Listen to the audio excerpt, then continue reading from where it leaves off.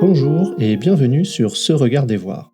Je suis Trément Belbous et je vous souhaite une belle introspection à l'écoute de ma chronique intitulée cette semaine Pensée en morceaux.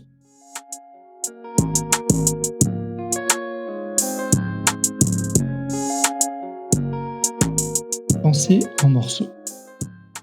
Une conversation, il y a quelques semaines, m'a invité à distinguer un fragment de la partie d'un tout.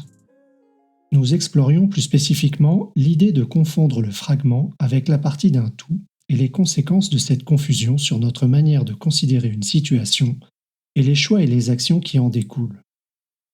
J'ai choisi de prendre un peu de temps pour voir ce qu'il s'y cache pour moi car cette distinction remonte régulièrement à ma mémoire et se manifeste à ma conscience dans différents moments de la vie quotidienne. Cette idée résonne avec le passage Vivre en paradoxe de ma chronique hebdomadaire précédente. Lorsque j'écoute la radio ou que je lis un post LinkedIn, j'ai l'impression de recevoir des fragments déguisés en partie, pas la partie intègre d'un tout. Et cela peut me conduire à la curiosité tout autant qu'à la colère ou au désintérêt. Cela provoque pour moi la sensation d'être manipulé autant que celle d'être un génie lorsque des morceaux s'emboîtent soudainement. Ce phénomène se produit aussi dans des situations professionnelles, ce qui affecte, je crois, les choix et les actions qui en découlent. Penser en morceaux peut servir à y voir plus clair autant qu'à créer la confusion. Je m'observe dans ce processus. Le fragment, la partie et le tout. Je devrais plutôt parler de la distinction entre le fragment et le holon, pour pointer à la partie et au tout. C'est de cela qu'il était question dans la conversation. D'après Wikipédia, un holon est à la fois un ensemble lui-même et est en même temps inclus dans un autre holon dont il est un constituant. Il est donc une part de quelque chose plus grand que lui-même. Le holon porte une forme d'intégrité. Le fragment pointait dans la conversation à un morceau isolé à partir duquel il n'était plus possible de distinguer un phénomène et de saisir une quelconque cohérence. Le morceau n'apparaissait plus dans son intégrité. D'après Wikipédia, le mot fragment, issu du latin fragmentum, même sens, lui-même dérivé de frangere, briser, désigne originellement un morceau de quelque chose qui a été brisé, séparé de son tout. Autrement dit, si j'extrais un fragment d'un holon, je brise ce holon et potentiellement le tout dont il représente une partie. Un fragment n'a plus de sens en tant que partie. Penser en morceaux diffuse le sens. C'est exactement l'impression que j'ai en écrivant ces lignes par rapport à la conversation elle-même. Je me rends compte que mon intention de rendre explicite mon expérience pour en saisir les contours en rend le fragment à la fois utile, je clarifie une définition, et à la fois incohérent, car je ne peux produire le sens nuancé de l'échange initial qui était une séquence cohérente dans un thème plus large encore. Comment alors puis-je distinguer un fragment d'une partie? Quelles sont les conséquences de son utilisation, qu'elles soient volontaires ou non? Présence et absence. Lorsqu'il est question d'un objet physique, discerner le fragment d'une partie est assez simple. C'est visible. Dans le cas d'un vitrail, la partie correspond parfaitement, comme la pièce d'un puzzle. Le fragment, lui, ne trouve pas sa place. Il crée un vide. Pourtant, ça pourrait être le même morceau, ce qui implique que le contexte est important. Lorsque l'on parle d'objets intangibles, comme un concept, une théorie ou une pensée, ce n'est plus tout à fait la même situation. Le contexte lui-même est intangible.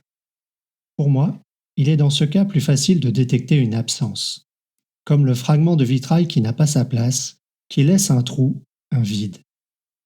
Cette absence se manifeste souvent sous la forme d'une incohérence. Je ne comprends plus l'utilité, la pertinence ou le sens de ce qui advient. Je sens le doute s'installer, la confiance qui s'amenuise. Mon esprit se contracte. J'ai de la difficulté à rester ouvert à ce qui se manifeste. Physiquement, je peux percevoir que je me tais et me retire, ou au contraire, que je coupe la parole et commence à argumenter. Je détecte parfois l'apparition d'une boule à l'estomac, ou mon corps qui s'agite, tantôt comme une peur, tantôt comme une impatience. Le fragment d'idées, de concepts ou de théories crée, à la différence de la partie, un vide. Il y a une anomalie dans mon expérience.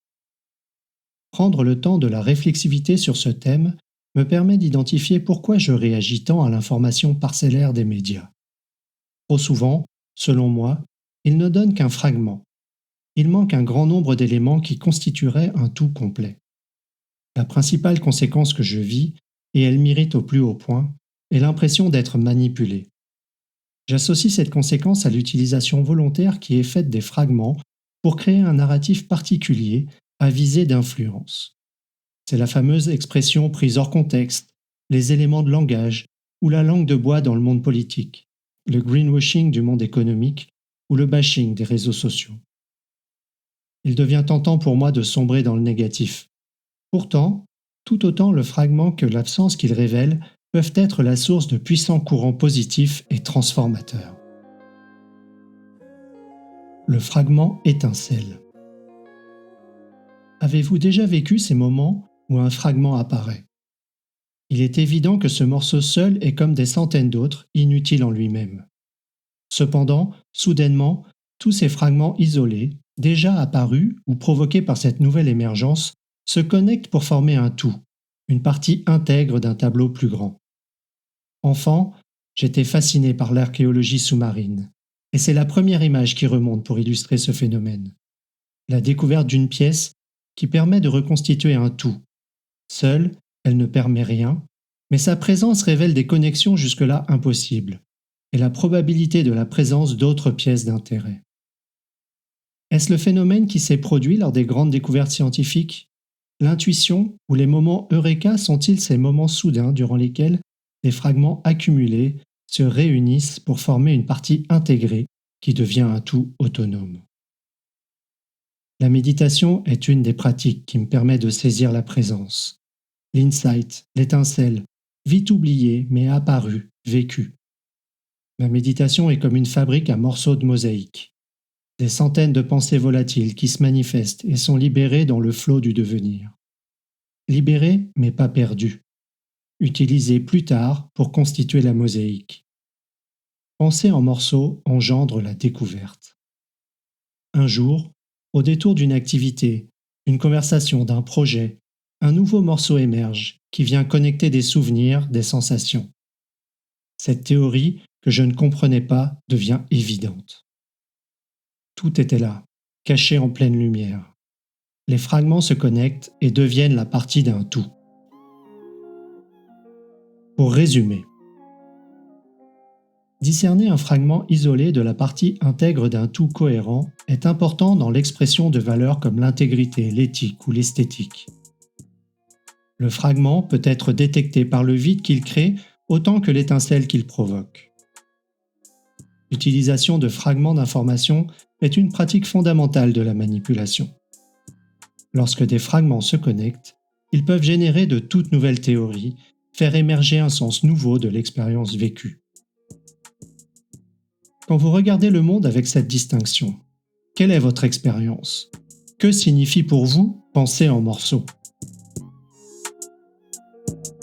Merci pour votre écoute. Vous pouvez retrouver l'article associé à cet épisode sur le blog de Se Regarder Voir, se-regarder-voir.com.